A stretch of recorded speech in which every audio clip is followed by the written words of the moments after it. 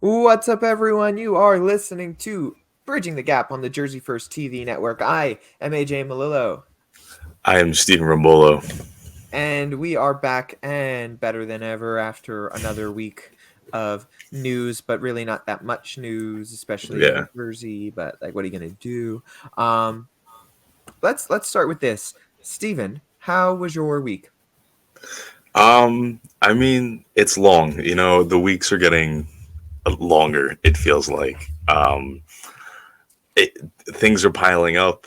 And by things, I mean the pressure of what's imminent to come in the next few months, law school. Um, I got to tell you, I got beef with like the entire institution of law and the people who are supposed to prepare you for law.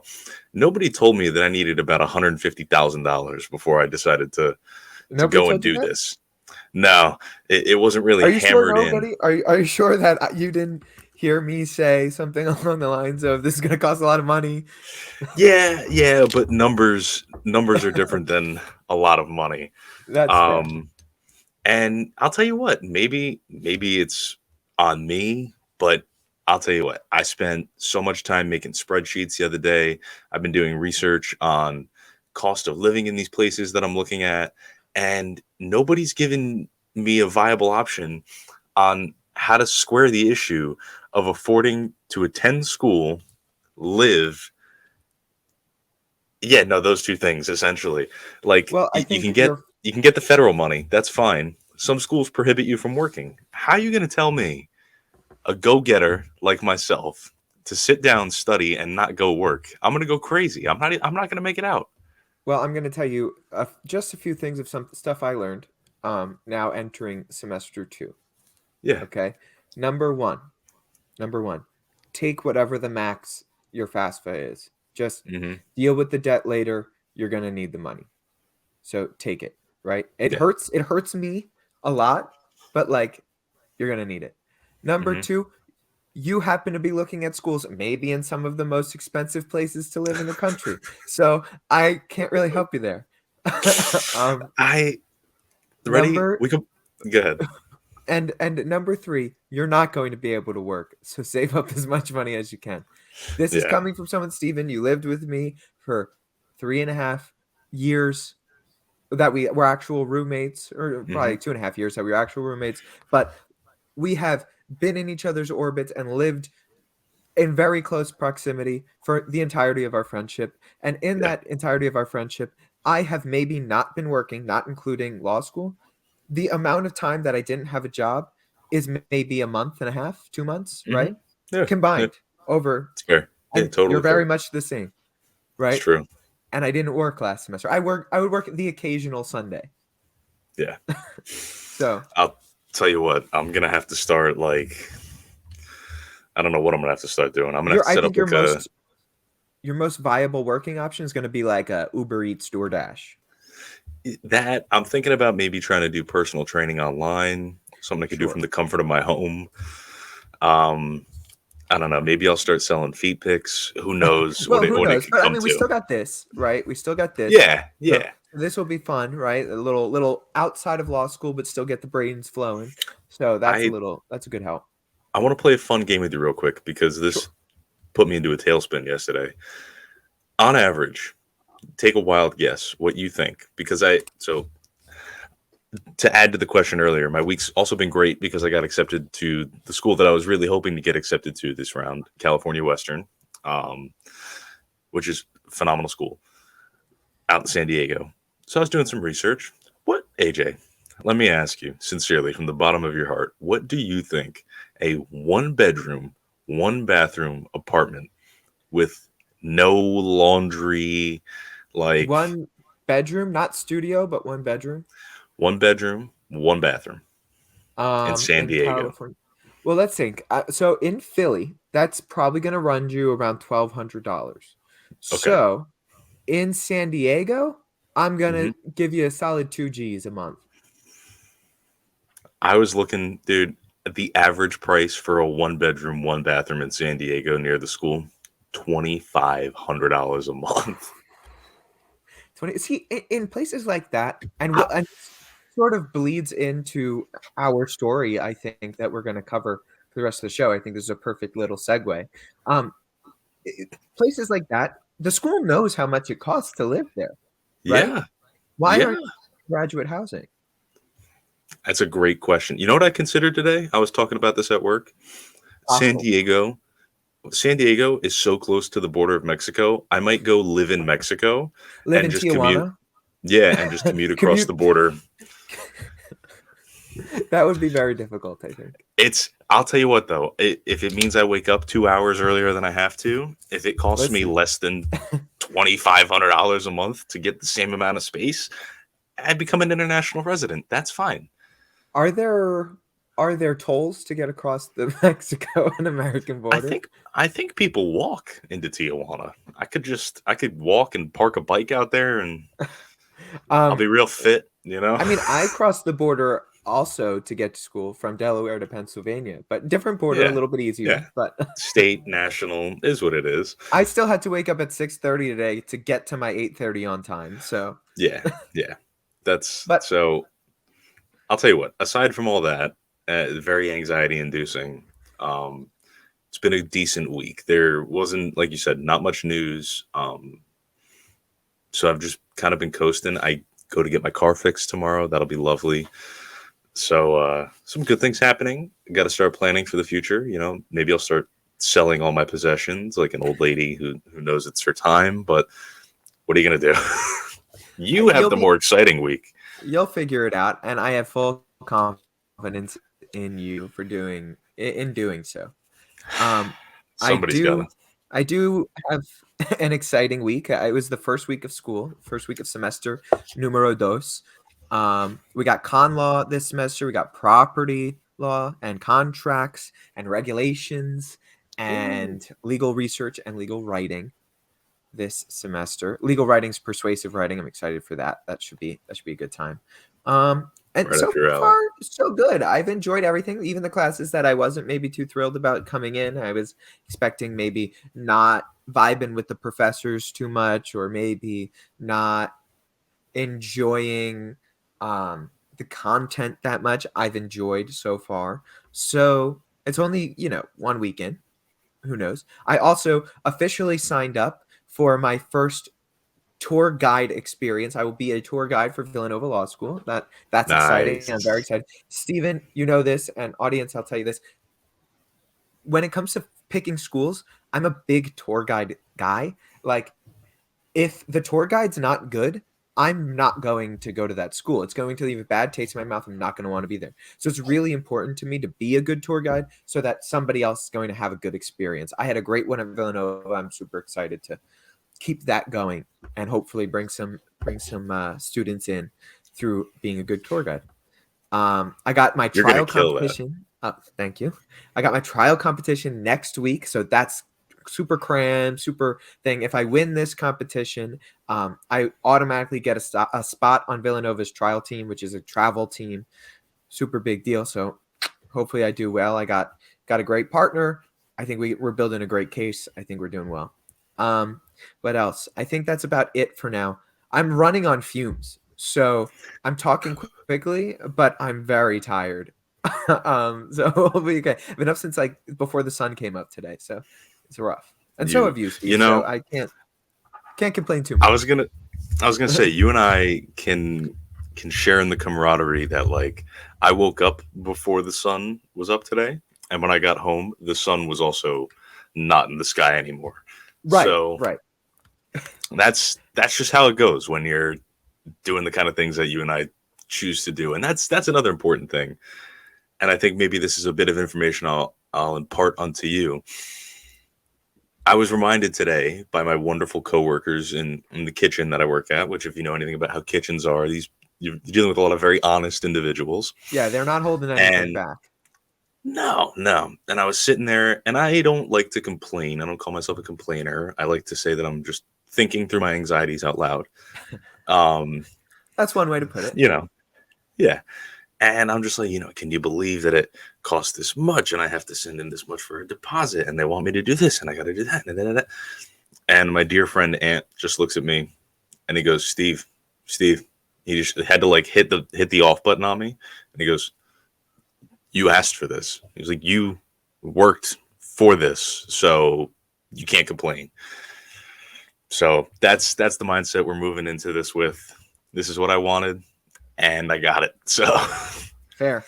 And look, we have a great story, and I think it's going to bleed into this conversation in a pretty succinct way. But before we get into that, I just want to remind everyone, please subscribe to Jersey First TV on YouTube. Please check us out on YouTube, Instagram, Twitter, everything and anything that you can imagine. We're there. TikTok, so on and so forth. We might be bringing back the pony mail. Who knows? we might go to jerseyfirst.org, sign up for our pledge, sign up for our newsletter, check out the great stuff they're doing over there. And yeah, so just make sure you support a great organization that is Jersey First. Steven, I also realized we don't have our name shown, so now we do. Look at that, bada bing. Oh. So here's our story, Steven. This was put out a couple of weeks ago, right around the new year, in the Wall Street Journal. It was an opinion article, and it was talking about this idea of the modern generation gap. And there was a talk with a social psychologist, Jonathan Haidt, who is an author, and he works at New York University Stern School of Business. And he calls this generation gap a national crisis, basically saying we have a whole generation that's doing terribly, right? He puts it about as flat as you can. And he's talking about Gen Z, which is 1997 to 2012, right? And he says, when you're looking at Americans born after 1995, what you find is they have extraordinarily high rates of anxiety, depression, self-harm, suicide, and fragility.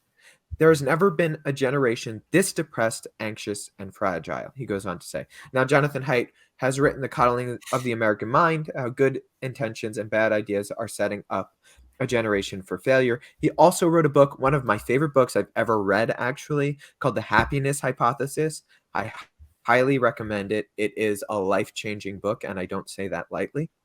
But he goes on to explain some of the reasons for this, and that comes with sort of growing up in a generation of the internet and not having sort of that social interaction that most other generations had, right? Most other generations had this social interaction in school, in play, in actual physical contact with other people.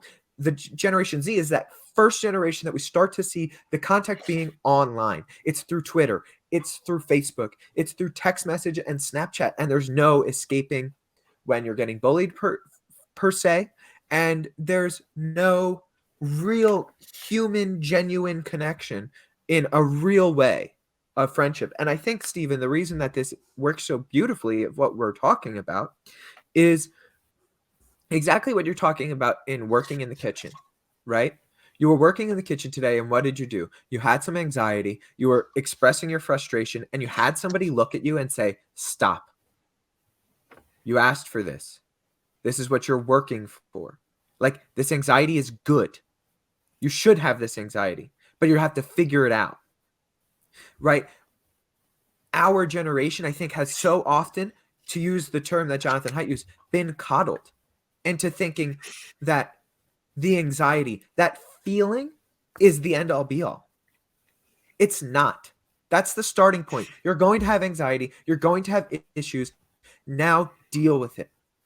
Don't wallow in your self-pity.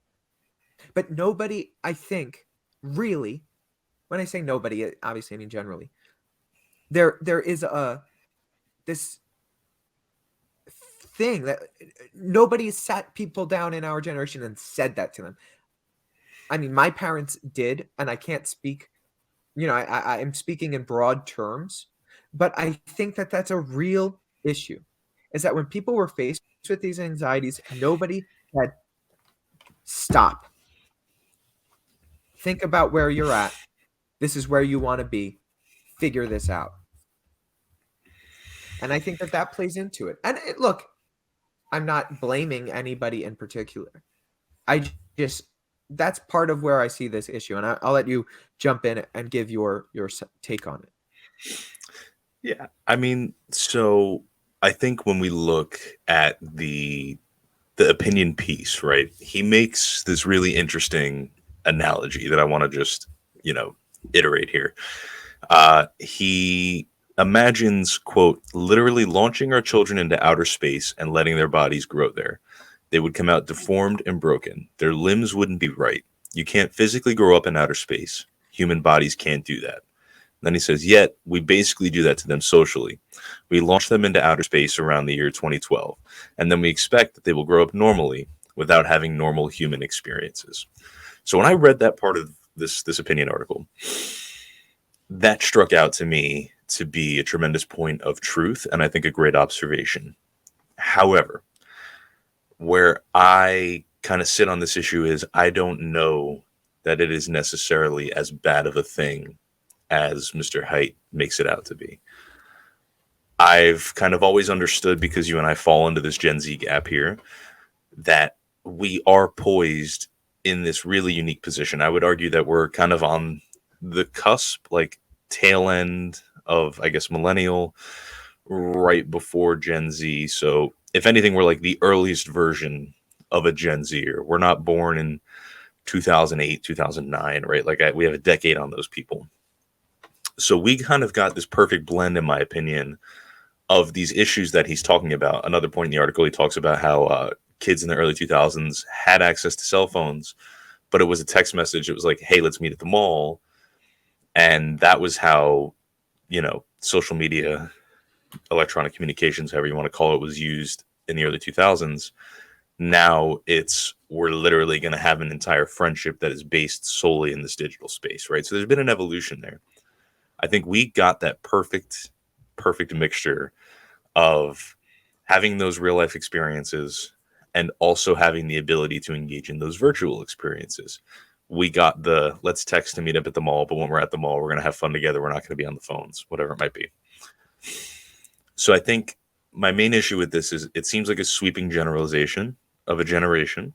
He does have those caveats that, you know, there are people who sit on the outsides, this and that, or whatever. From personal experience, I would say there is truth. Another thing that he talks about in there, I want to make sure I get the little verbiage he uses, but he basically talks about how it mainly happens with girls, he says, where they go on, oh, is it like compare and despair? Is that what he calls it? Yeah, basically Yeah, like where, via Instagram, where it's like you're looking at other people putting out this perfect life, and you don't have yes, that. You don't have the perfect body. But meanwhile, that girl is just throwing filters and doing the yes, angles the right way and blah blah blah. right. So I mention all of these things to say that these are things that I think you and I both have experienced. And if not ourselves, we know people who have experienced these things, become victim to these, you know, sort of compare and despair moments that have, you know, built this illusion of you're not living a perfect life, you're doing these things wrong, right? All of this is to say that I agree with the most part that this is a unique generation. You can't argue with the numbers and statistics. This generation is depressed. This generation struggles with anxiety. However, I would push back and I would say, rather than point fingers at Gen Zers and say, you guys are stuck in the virtual matrix, you don't know what you're doing, you don't do this, you don't do that. I would argue it's incumbent upon the generations before us, like you said, like our parents did, to have those conversations, to bring us into the real world and afford us those opportunities to learn in conjunction with access to all this new technology. Because I think that as much despair as there is in Gen Z when it comes to this specific topic, there is a lot of promise and a lot of hope, because you know, to the contrary of what his point here is, have kids, people that have completely taken this technology and access to these virtual means of communication and built networks and exploded on the scene. I look at a guy like Mr. Beast, who's younger than me, who's built, you know, the largest empire on YouTube. He grosses multi-millions of dollars a year, has several businesses. Like, that's a product of Gen Z. That's a product of a guy who took these opportunities and, you know, succeeded out of them. How he was raised, I don't know. That would be a great interview question for him someday. You know, maybe we could get Mr. Beast on the show. I don't know. But my overall point is, there is this generation gap. We are clearly Gen Z is suffering. However, I don't think the answer lies in pointing fingers and saying we did this wrong. Every generation has a responsibility to move through the challenges that they face, in real time. But I also think the generations that precede them should be more of a guiding factor and less of a, you guys didn't do it like we did. You're all messed up. Somebody Right. extend No, the hand. I don't. I just want to push back. I don't think that the point of Haidt's article is to necessarily point the finger, or the interview rather, is to necessarily point the finger and blame Gen Z. If anything, I think he's blaming the generations that did come before for sort of giving these children at the time access to all of this stuff. The parents aren't regulating it. There's no policing of it, right? And you're expecting them to be like normal, how everybody else grew up. It's like, no, like you can't expect that. You can't have both of these things. So I just want to push back a little bit. I don't think he's necessarily pointing the finger at Gen Z. I think he's kind of just saying like, these are the problems. And I don't know. He doesn't really offer much of a solution to your point. Yeah, well, that was the other thing. It reads very much like you guys got to do this and this and this and this, and we should raise the internet, age of whatever from 13 to 16, and we should do all of these things. But that's not productive. And I think as two people who are the product, like I said, of that perfect blend, in my opinion, of Gen Z millennial, we got real life experiences, we got these virtual experiences. I would say, and I think I'm interested to hear your suggestion on this. To me, a perfect solution to combat these issues, as silly as it may sound, would be to, develop some sort of curriculum that we expose our kids to at an early age. I remember technology class in elementary school for me was like learning how to use clip art and like make cool posters, and you bring them home and it's this design tool.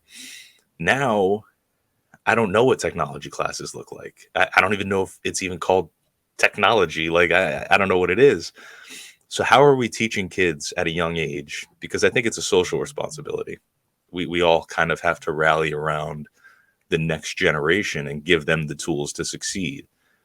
And I think a big part of that is making sure that they have access to the knowledge that's going to A, keep them safe, and B, really make them aware as early as we can make them aware of the dangers and issues associated with this kind of technology. And now you look at the things we've talked about on this show previously, we kind of backed ourselves into a hole where kids are suffering. We didn't get the jump on this, and we sit perfectly now in a position because we are now sort of moving into this next generation, people born after 2012, to be the generation that leads them and say, hey, we were there when this started. These are the problems that we saw. We're going to help you avoid them. We don't know what you're going to encounter. We don't know what's coming next, but this is what we had. These are the problems that we've had. Here's how we overcame them. Here's how we need to make sure you don't. And realistic expectations for how to engage. I think a lot of that is true. I think a lot of what you said is right on. I don't know. I'm not going to pretend to have like the solution of how you should teach it, what you should teach. But I think the biggest thing is just, man, it's not the real world. Like, it's just a matter of Instagram and Twitter and TikTok and Facebook and whatever else comes up in the future. It's not the real world. Be in the real world.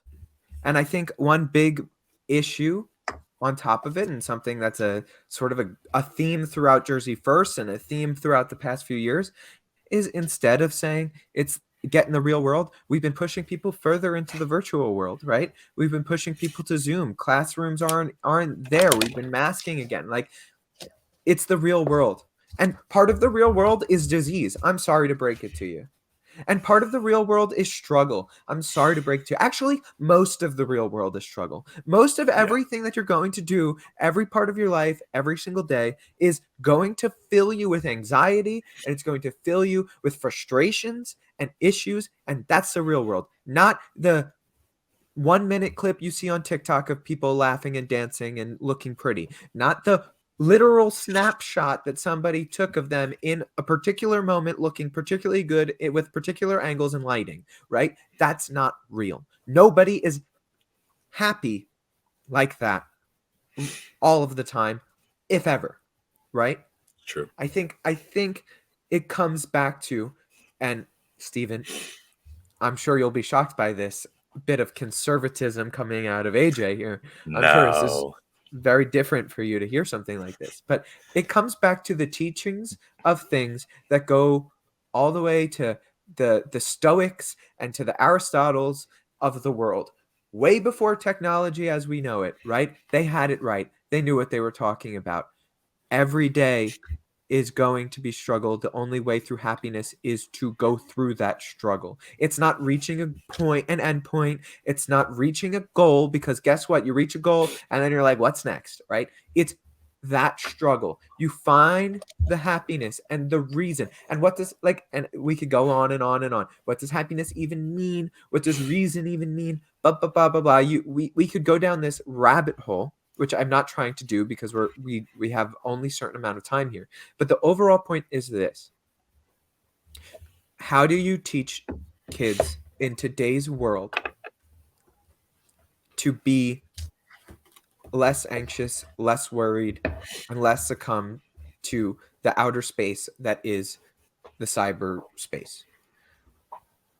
The same way you taught kids forever. Live a virtuous life, right? Have goals, have reasons for doing things. Understand that you are acting in the real world, and your decisions are going to have consequences, and you're not going to be happy all the time. And understand that the only way to get through this is to keep going. I think that that's the only thing you can teach. It's that the teachings are as old as time. I didn't come up with them. Stephen didn't come up with them. They're there. They're true, right? So Read an old book. I would say read an old book, but, and again, this is a rabbit hole and maybe worth a discussion on a separate podcast here. But I think maybe that's the reason now that you see guys, specifically men, like Andrew Tate, the Liver King. I have this book right here. Hold on, little focus. Nope, it won't. David Goggins. These guys who preach in rather, I'll say, controversial and sometimes vulgar terms. I don't like the grouping there. Well, no.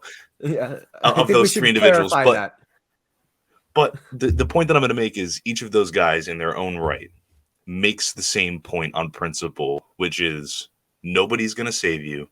Nobody was ever going to save you. This is not an easy life. And if you want things, you have to go and get them, and you have to be real, and you have to be certain in yourself. That is ultimately what it comes down to. The messages attached to all of those things, tangentially, by each of those people, completely different, stand for completely different things. But I think maybe it says something that in this generation, there's a resurgence of that kind of individual being the person that people look to for inspiration to get through those daily tasks. Yeah, no, exactly to your point, and I think it'll be a good place to wrap up. It's like, why? So there's a void in our modern culture, right? For this exact philosophy of life, I'll say. There's a calling. There are people that are screaming out in the void of our generation. And you're seeing it play out in anxiety and depression and suicide and these awful things. They are screaming. And what are they screaming for? Meaning. And then you wonder why somebody like, I'll say, a bit of a grifter like an Andrew Tate can come into the scene and make such a splash. But then you have, and you have grifters, the Liver King, another grifter example. But then you have people that are actively trying to do it and do it well. You have David Goggins. You think, and in my personal opinion, I think that Jordan Peterson is this type of person. And a lot of times, instead of embracing that, our modern culture attacks it. and there's a whole rabbit hole as to why I think they attack it, and that's something we can discuss in another time. But the whole point is, why are these people making an impression? It's because we need it. There are people screaming out in deaths of despair for reasons, and those people are providing them. And if you don't like the reasons that they're providing, come up with better ones. Yeah. And I don't know if you can for a lot of the people. I won't say the grifters, but for the people that are doing actual good. You can't. You can't. There's Nothing. a reason. I was going to say, there's a reason that those are the people that we turn to. And I'll say my final point on this, what you touched on, is that it is this longing for tactile meaning that I think is absent in this generation because, and this is something that I've had friends really struggle with, you can, especially on a platform like Instagram or Twitter, you can develop and create this following, this people who seem to care about your day-to-day life, who have an interest in what you say, what you do, like your pictures, your style, whatever it might be. But the minute that I take this phone and I put it down, that's gone. You step out onto the street, your feet hit the pavement, and nobody knows that that world exists for you. Because frankly, this and that world that you've created in here is an escape from this. And that's the bridge that we the gap we need to bridge for this generation, is showing them that this is a tool of escapism as much as it is a tool to, you know, network and build brands and do all these things. There's a high degree of escapism there, and you can only escape the real world for so long before it comes up to catch you and bite you in the ass. And look at where we are now. Yeah, I couldn't agree more. I think the last thing that I'll put out, and it's just to solidify that point, is the greatest things that have ever happened to human beings are also the worst things that have ever happened to human beings, right? Like, there is a dichotomy. There is a yin and yang to everything in life. Technology offers all of these wonderful things of advancement and achievement, but man, does it have some downsides? We have to respect them. We have to understand them, and we have to enact them into the real world and realize what's going on. But Steve, I think we've about ran out of time here on this episode of Bridging the Gap. I hope everybody enjoyed it. I hope you guys got something from this. I think this is a really, really important episode. I think this is a really, really important topic. And it's a theme that is so much broader than any particular news story. I think it is an overarching, it's a meta narrative of our generation. It's pervasive. Trying to deal with this. Yeah, it's going to be in every issue for the rest of our lives. So I better start dealing with it now than later. With that being said, I'm AJ Malillo. I'm Stephen Rambolo. We hope you have a wonderful week, and we'll catch you next week here on Bridging the Gap and the Jersey First TV network. Make sure you subscribe. Have a good week, everyone.